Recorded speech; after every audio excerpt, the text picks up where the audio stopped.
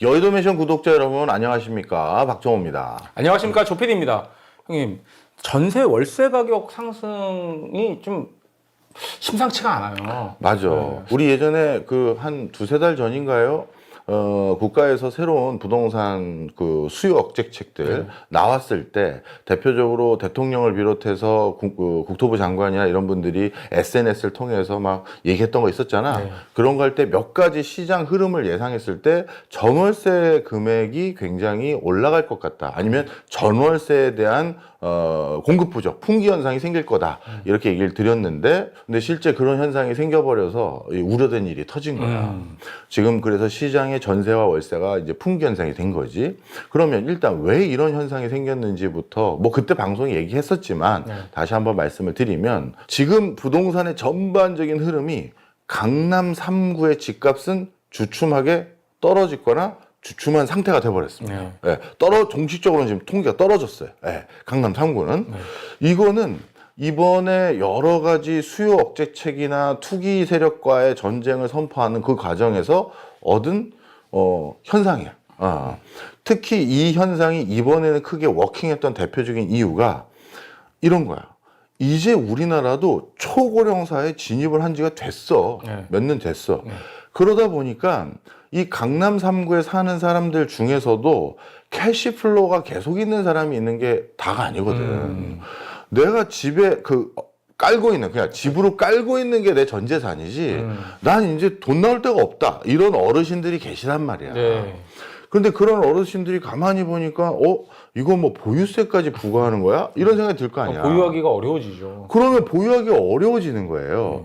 그러면 그분들 중에 뭐 계속 버티는 분들은 그냥 앞으로 보유세 발표가 난 것도 아니고 보유세 수준이 어느 정도인지도 모르는데 우리가 너무 그냥 발빠르게 움직이지 말자 하는 분들은 그냥 버틸 수 있는데, 보유세 이거 많이 부과한다니 우리 그냥 이참에 처분하자. 뭐 약간 우리 대출도 좀 있는지 아니면 현금이 너무 부족했는지 그건 모르겠고, 아니면 지금 당장 사업하고 있었던 게 예전 같지 않은 사람일 수도 있고, 그래서 판 사람들이 대거 늘었어. 동시다발적으로. 그리고 다주택자들에게 집 판다라는 거는 사실 그게 큰 효과는 저는 없다고 생각하는 게, 왜냐하면 다주택자로 제가 아는 사례들, 그리고 사전에 선행연구에서 연구한 걸 보면 강남의 아파트를 2채, 3채씩 가지고 있는 사람은 별로 없어. 그렇죠. 강남에 내 집 하나 있고 강북이나 강서나 강동 지역에 적당한 것도 매물 하나 가지고 있고 막 상가도 또 하나 가지고 있고 이런 분들이 많은 거지. 강남에 아파트를 2-3채 가지고 있는 몇 경우는 퍼센트나 되겠어요. 그럼 그건 진짜 숫자 많지 않습니다. 그래서 저는 다주택자들 매물 때문에 강남 집이 집값이 떨어졌다 이렇게 해석하진 않는데, 하여튼 그래서 어떻게 됐다? 강남 3구는 급해지니까 뭐 보유세도 난다고 하고 하니 처분합시다 해서 나간 사람이 생긴 거야. 근데 이제 그 다음부터야. 네가 예를 들어서 어디로 생각해 볼까? 대치동에 살았어. 애들 공부 때문에 글로 이사 갔다가 남은 인생을 거기서 살고 있었던 거야. 여기 이 대치동에 우리 이 음아파트가, 아니면 대치동에 레미안이, 여보 알잖아. 우리 큰아들 저기 어디 학교 붙었을 때 여기서 우리 부둥켜 안고 추억이 다 남아있고. 그리고 우리 아들도 그거 합격 통지 받고 뛰어서 자기 방에 있는 휴대폰에 내 친구들 전화 온 것 같다 하면서 받으러 갔다가 문지방에 넘어져가지고 그때 그 합격한 날 이빨 깨졌던 거 뭐 이런 추억들이 다 있을 거 아니야. 문지방 찌그러져 있고 이거잖아. 근데 이건 돈으로 환산할 수 없는 거거든. 그렇죠. 그래서 나이 드신 분들이 자꾸 재건축 재개발 동의를 안 하는 이유가 그런 것도 있어. 자, 그래서 그런데 이제는 우리도 애들 다 키웠고, 그렇죠. 이제 우리 앞날도 생각해야 되는데 애들 공부시킨다고 돈 다 써가지고 우리도 없으니 갑시다 하는데, 학군이 이제 중요할 나이가 넘어서 아니거든. 그렇지. 그렇죠. 그런 사람인데, 그런데 학구는 중요하지 않지만 평생에 내 지인들이 고언절이 있을 거고, 그렇죠. 그리고 이 사람들도 이제 슬슬 큰 병원들 다녀야 되고, 그 다음에 또 서울의 여러 가지 인프라들도 이용해야 될 거 아니야. 자, 그러면 귀농 귀촌 귀여를 하겠어? 안 하겠지? 안 하겠죠. 일반적으로 안 합니다. 안 하겠죠. 그거는 뭐 주말에 그냥 잠시 에어비앤비 이용하면서 이용해도 되는 거지 많은 숫자 가진 않아요. 아니 왜 예전 우리 그 한참 전 예전 어른들은 뭐 나중에 뭐 나이 먹으면 시골 내려가서 살고 싶다 이런 말씀하시던 분들이 많았잖아요. 그거는 그분들이 원래 시골 출신이라서 그쪽으로 내려가고 싶었던 거지. 지금 나이 있으신 분들 중에서도 원래 서울 살고 계셨었던 분들이 많아요. 어렸을 때부터. 그것도 중요한 맥락이네. 점점 이제 세대가 지나가면서 그렇네. 원래 서울 출신들이 많은 거죠. 맞아. 원래 고향이 서울인데 무슨 고향을 어딜 가? 가냐고요. 뭐 갑자기 뭐 전라도로 내려가냐고요. 그, 원래 그, 서울. 그래. 그거 진짜 중요한 맥락이다. 그리고 또 하나가 더 있어. 그러면 이분들이 강남 3구는 이제 보유세를 왕창 때릴지도 모른다는 불안감이 있어서 다른 데 이사를 가는데 이사 갈 때 갑자기 내 집 살던 사람이 그것도 강남 쪽에 살던 사람이 전세나 월세로 가겠어? 아니면 매입을 해서 가겠어? 매입으로 가겠죠. 일반적으로 매입을 해서 그렇죠. 가죠. 강남 집 팔고 일부 집 사고 몇십억은 현금화해서 노후에 이제 그거 굴리고 아니면 그걸로 생활비하고 이게 일반적으로 우리가 기대할 수 있는 범주잖아. 그러면 이분들이 이사 가는 지역은 강남 상구가 아닌 약간 벗어난 지역? 벗어난 지역인 거지. 대표적으로 동작구, 대표적으로 광진구, 그다음에 강동구, 그다음에 성동구, 마포구, 용산, 그다음에 영등포구, 서대문구. 그렇죠. 그래서 최근 어땠습니까? 서울의 강남 3구 말고 나머지가 다 오른 거야. 아이고. 오른 거야. 강남 3구만 서울이 아니잖아요. 맞아. 그리고 노도강 근처도 요즘 또 올랐어. 노원도 또 올랐어. 그 내가 아는 한 원로 교수님도 이번에 마포 고민하시다가 노원을 가셨는데 그래요? 그분 같은 경우는 손주들 때문에. 손주들. 거기 또 중계 쪽에 또 학원들. 아니, 아주 어려, 손주가. 그래서 간간히 그냥 우리 와이프랑 내가 손주들 때문에 애들이 바쁘다고 했을 때 손주 한 2박 3일 봐주러 가고 데리러 오고 했는데 그냥 이참에 그냥 손주 근처로 가버리겠다고 그걸로 가버린 거야. 그래서 그러면 그냥 왔다 갔다 그냥 산보하면서 애들 보고 하면 되는 거니까. 그렇죠. 그래서 이제 글로 간 사람도 한 분 계셔. 뭐 많은 경우 다라는 경우는 아닙니다만. 그래서 이 세 개 그냥 간단히 이제 결론이 이렇게 돼버린 거예요. 우리 부동산 시장이 그동안엔 강남 3구에 뾰족하게 높은 어떤 시세층이 있고 그렇죠. 나머지는 그거보다 좀 낮은 층이 있었는데 이 뾰족한 걸 누른 거야. 그래서 분명 낮아졌지. 이것도 정책에서 기대한 효과라면 효과야. 그런데 이게 낮아지면서 옆에 게 올라간 거지. 지금 이렇게 돼버린 거야. 그래서 요즘 이거에 대해서 비판하는 분들이 가만히 있어봐. 이게 서민을 위한 정책이었나? 이렇게 불평하시는 분들이 늘어난 거야. 물론 아니다. 그래도 강남 3값의 집값을 좀 잡아서 부동산 공화국이라는 이 오명은 좀 씻어야 될 거 아니냐. 그렇게 얘기하신 분도 계셔. 잘했다고. 그런데 아니 나는 지금 마포 돈 맞춰놓고 준비하고 있었는데 마포가 갑자기 집값이 올라서 아니면 서대문이 올라서 아니면 중량구가 올라서 거길 내가 못 가게 됐다. 그래서 내가 전세로 다시 그 근처를 들어가게 됐다. 왜냐하면 그 동네에 살려고 하는 이유가 있을 거 아니야. 그렇죠. 그럼 그 동네에 매매로 못 들어가게 됐으니 전세로 가야 되는 거 아니야. 그런 사람들이 또 전세로 뒤집어지면서 어떤 일이 생겼다? 전세들이 풍기현상이 또 생긴 거야. 그렇죠. 그럼 또 한 가지. 그럼 교수님, 원래 이 사람이 살던 집이 나왔으니까 이 매물이 또 다시 전세 수요로 나와야 되는 것 같은데 왜 전월세가 풍기죠? 자, 여기에서 또 특이한 점이 있는 게 강남 3구의 집값을 잡으면서 급매물로 나온 것들이 있었잖아. 네. 그래서 그게 통계로 잡혀서 강남 3구 집값이 떨어졌잖아요. 그런데 그 강남 3구 그 집은 그럼 누가 샀을까? 지방에서 왔어. 지방에서 온 거야. 그렇게 수도권 과밀화를 억제하겠다고 해놓고서 또 지방에서 또 지방에서 온 거지. 지방에서 유지들이라고 있잖아. 네, 왜? 있죠. 한가닥 하는 사람들. 동네마다 다 있어요. 그런 사람들이 이렇게 된 거야. 여보, 압구정 현대아파트가 반포 레미안이 시세보다 얼마 싸진 게 나왔대. 그래? 야, 그럼 이참에 우리 살까? 우리도 여보도 맨날 그 수서역에 그 저기 삼성의료원 가려고 맨날 예약해가지고 그렇죠. 주말마다 약 타러 가고 요즘은 그 또 의사가 평일에도 한 번 더 오셔야겠는 데서 또 가는데 아예 가자. 그거 다니다가 병 나겠어요. 그렇지. 그래서 이게 공식 통계로 확인된 거예요. 우리나라는 서울시의 이 25개 구 중에서 아파트 매입을 외지인이라는 게 서울이 아닌 다른 지역을 말하는 거야. 서울 이외 다른 곳에 주소를 두고 계신 분이 매입을 그렇지. 하는 외지인이 매입한 가장 비율이 높은 1등 구가 어느 구? 강남구. 강남구야. 아. 24%가 돼.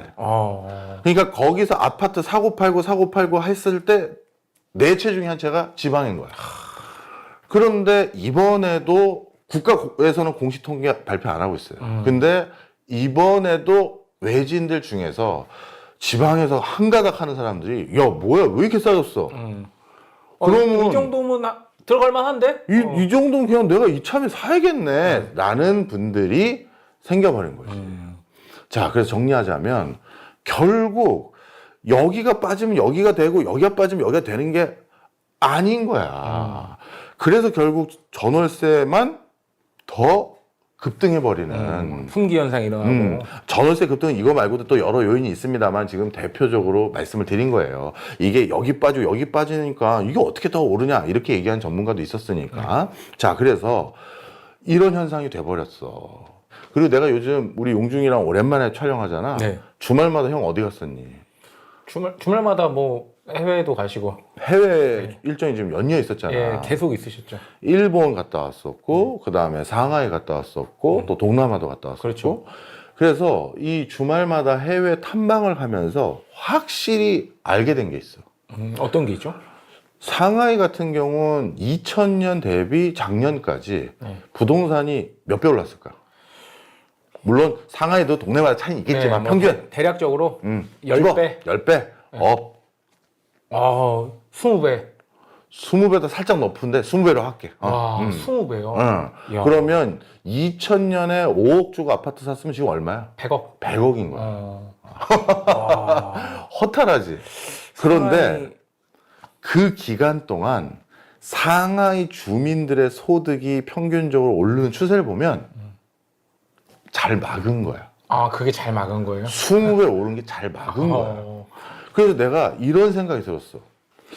왜냐면 상하이는 이미 아시아의 유혹이야. 그렇죠. 아시아 유혹이야. 저도 뭐 상하이에 외곽지대에 있는 새로 지은 아파트 단지들, 외국인 기업들 많이 다니는 사람들, 좀 공부 많이 하고 고액 연봉 많이 받은 사람들이 다니는 그 아파트 단지를 방문했는데 월세가 상하이인데 중국인데 월세가 500이야.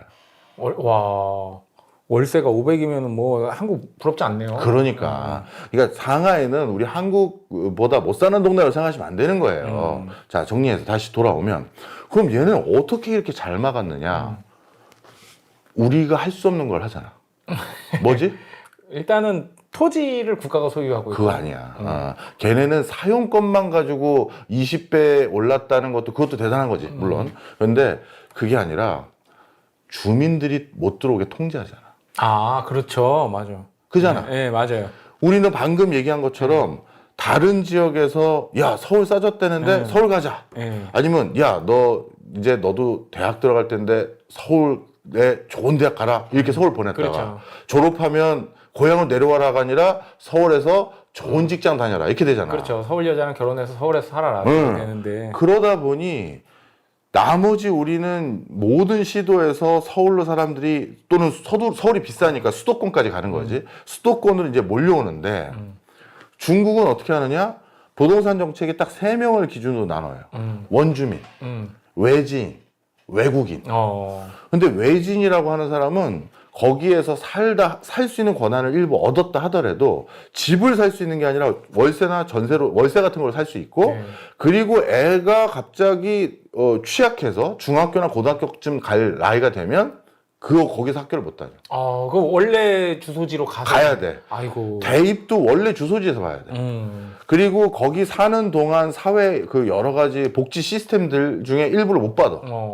그 얘기는 못 들었게 막고 있는 거야. 온갖 불편하고 불편 부당한 그렇죠. 일들을 해주는 거야. 거주 이전의 자유가 없는 거잖아요. 없는 거야. 그리고 조금이라도 좀 더 유입이 많아질 것 같으면 외진이 여기에서 활동하는데 더 락을 걸기 위해서, 그러니까 진입장벽을 높이기 위해서 자동차 번호판을 비싸게 판다든지, 그리고 또 외진이면 여기에 주차가 안 되니까 너는 저 차로 잠깐 뭐 일 보고 다시 가지고 나가든지, 우리 시 바깥에 저기에 차를 세워놓고 대중교통으로 들어오라든지. 한국에서 그런 정책하면 아유, 그거는 자유민주주의가 아니죠. 그거는. 우리 난리 납니다. 그리고 외진이니까 넌 여기서 집 못 사고 점수를 따야 돼. 점수를 몇 점 따서 우리 지방세를 많이 납부해야지만 너 집 살 수 있어. 우리 난리 납니다. 그거는 이제 헌법을 무시한 거잖아요. 맞아. 네, 그런 거는 있을 수 없고 있어서도 안 되는 정책이죠. 그래서 정리하자면 중국은 이렇게 그 국가 내의 이주를 일부 차단하고 통제할 수 있었기 때문에 집값이 20배밖에 밖에. 안 오른 거야. 왜냐면 이거 오해하지 마세요. 상하이 국민들의 소득이 올라가고 있는 추세에 비해서 덜 오른 부분이 있거든요. 네. 그래서 중국 사람들이 자꾸 자기네들끼리도 뭐 상해나 북경 사람들 자꾸 시골 사람들 무시하잖아요. 그런 데서 나오는 거구나. 그것도 있지. 나는 상해 사람이다. 너는 어디 사람이냐 이거. 그래서 우리 좋은 지역에 호패받는 게 꿈인 사람들도 많아. 네, 그렇죠. 그 다음에 싱가폴. 싱가폴도 요 근래 갔다 왔거든. 네. 싱가폴은 또 싱가폴 집값도 여러분 장난 아닌 거 아실 거예요. 그런데 얘는 또 어떻게 이걸 그래도 잘 막았어. 아시아에서 소득이 제일 높은 국가 중에 하나가 이제 싱가폴이 됐는데, 우리보다도 훨씬 높잖아. 한 9만 불 되잖아요. 이런 정도까지 된 싱가폴이 어떻게 그러면 집값은 이렇게 디펜스를 잘 했느냐. 뭐 나름대로 거기에는 공적인 곳에서 다 그거 하고 있고 이것도 있지만 그걸로만 다 설명이 안 되더라고요. 제가 뭐 이론적이고 경제 모델 이런 거 가지고 오늘 얘기할 수는 없으니까. 어떻게 가능했냐면 거기는 누굴 희생시켰냐면 외국인 근로자들. 외국인 근로자들. 어차피 싱가폴은 밑에 있는 인도네시아나 근처에 있는, 필리핀에서도 많이 그렇지. 가더라고요. 바로 그런 곳에서 싱가폴의 로우 퀄러티 일자리들, 그리고 로우 퀄러티의 생산성을 그들이 제공했어. 뭐 공사 현장이라든가, 그리고 또 뭐가 있니? 뭐 집안에 그냥 단순 청소라든가. 뭐 하우스키퍼 같은 거. 맞아. 이런 것들을 그들이 했는데 이 사람들은 내국인이 아니잖아. 그렇죠. 그래서 어떻게 했느냐? 그것도 여러분들 보시면 깜짝 놀랐는데, 이 외국인들이 분명 우리 도시의 중요한 기능을 담당하는 일원인데 5명이 한방이자, 4명이 한방이자. 그거를 방조한 거야. 왜? 우리 싱가폴 원래 시민들도 지금 살 공간이 부족해. 그렇죠. 우린 살 공간이 부족해. 너희들 우리로 따지면 주방 겸 거실에 방 하나 있는, 네. 거기에 니네 넷이 살아. 5이 살아. 이렇게 돼버린 거야. 자국민 우선 정책이네요. 인 거야. 그래서 우리는 사실 섬나라잖아. 그렇죠. 사실상 섬나라. 사실상 섬나라라고. 그러다 보니까 법무부에서 엄격하게 통제하는 외국인 수급도 굉장히 타이트하고, 비자 잘 안 줘. 비자 잘 안 줘. 사실 그래도 한국에서 일하고 있는 청년들이 대부분 어떻게 들어온 거냐면, 이 청년들 없으면 대한민국 대학들 벌써 다 망했습니다. 그렇죠. 특히 지방으로 갈수록 다 망했습니다. 네. 그런데 이들이 학교에 와서 유학 오겠다라는 명분으로 왔는데, 학교는 수업을 이틀만 모아놓고 나머지는 근처 공단이라든가 근처 무슨 어떤 공장이나 아니면 근처 식당이나 아니면 이런 데 가서 일해요. 그게 사실이에요. 그래서 이들이 여기에서 일원이 되는 건 우리나라 같은 경우는 이런 특수한 경우인데, 그러다 보니까 얘네들은 학교 기숙사 또는 학교 근처에 하숙집, 원룸촌. 네. 근데 원룸촌도 좀 잘 사는 애들이지 학교 기숙사를 요즘 많이 제공해 준다라고 해야 그래야 외국 학생들이 많이 그 학교로 와. 근데 막 3명, 4명씩 이렇게 모아서 이렇게 살고 그런 케이스도 이렇게 있지 않을까. 우리 학교에 있어요? 예, 그러니까 그 외국인들이 응. 지방에 있는 학교 근처에 이제 아, 생활비를 그것도 있지. 아끼려고. 지방은 예. 있지. 근데 서울에서는 그러면 또 그 원래 하숙집 하는 데는 이 내국인 학생들이 잘 안 올 거 아니야. 예, 그렇죠. 그지. 외국 거의 전용으로 갈 가능성이 그렇지. 있죠. 바로 그것 때문에 또 선호하질 않아. 그래서 지방은 그런데 서울은 대부분 학교에서 수용을 많이 해줘. 자, 정리해주면 싱가포르에서 그 싱가포르 내국민을 위한 주거에 조금이라도 평수를 늘려주거나 한 채라도 더 짓거나 조금이라도 더 빈 땅에 또 올리거나 할 수 있었던 여지는 누구를 희생시킨 거다? 외국인들이 그 쪽방에서 다 자니까 그 외국인들이 하나하나씩 차지할 공간이 줄어들었잖아. 네. 그러니까 그 공간은 내국인을 위해서 아파트를 더 지어줄 수 있는 거잖아. 아, 그렇죠. 네, 그렇죠. 이해했지? 예. 자, 그래서 우리나라 같은 경우랑 다른 거야. 자, 홍콩도 마찬가지. 홍콩. 응. 그렇죠. 중국 본토인들이 홍콩에 와서 사는 게 꿈이야. 아, 주거비가 뭐 싱가포르 못지않게 굉장히 비싼 곳으로 알려져 있어요. 그렇지만 너무 좋은 직장이 있고 살기가 편하다는 거야. 네, 그렇죠. 자유롭고. 그런데 이것도 아무도 못 들어오게 막고 있거든. 함부로 못 들어오게. 만약에 그 빗장 풀리면 본토에서 다 넘어오죠. 아유, 당연하지. 자, 제가 무슨 얘기 해드리려는지 감 오시죠? 한국은 역대 모든 정부가 고분분투하고 있어요. 지방에서 오는 거 우리나라에서 막을 수 있습니까? 못 막습니다. 그렇죠. 최근 좀 전에도 통계에서 말씀드렸잖아요. 25개 구 중에서 가장 외진이 아파트 매입한 비중이 높았던 구가 강남구야. 그러니 그 강남 좀 눌러서 가격 떨어지면 또 외부에 있는 누군가 와서 또 지금 디펜스 해주고 있는 거야. 그렇죠. 그럼 강남 뜬 사람은 지방으로 내려가는 게 아니라 서울 다른 지역으로 가니 이게 뾰족한 걸 누르면 다른 데가 올라가는 일이 형성되는 거라고. 그렇죠. 자, 그래서 제 요지가 뭐냐? 그래서 요지가 뭐냐? 아니, 공공 임대 아파트도 중요하고, 뭐, 그 다음에 국가에서 서민들을 위한 뭘 더 하는 것도 중요한데, 무조건 우리는 어쩔 수가 없어. 더 짓는 걸 등한시하면 안 돼. 그럼요. 더 짓는 걸 등한시하면, 야, 이게 가장 다른 나라들에 비해서 우린 현격하게 서울의 특정 지역들은 더 올라갈 가능성이 있단 말이야. 점점 지방의 기능들이 부실해지고 있고, 그러면 지방에서 그래도 광역시급들은 그래도 견디곤 있지만, 그러지 않은 지역들 같은 경우는, 이참에 그냥 우리 어느 시에서 대구로 이사 갈까? 아니면 뭐, 대전으로 이사 갈까? 아니면 그냥 서울로 가? 이렇게 고민하는 사람들 중에 일부가 또 밀려 들어온다고요. 그렇죠.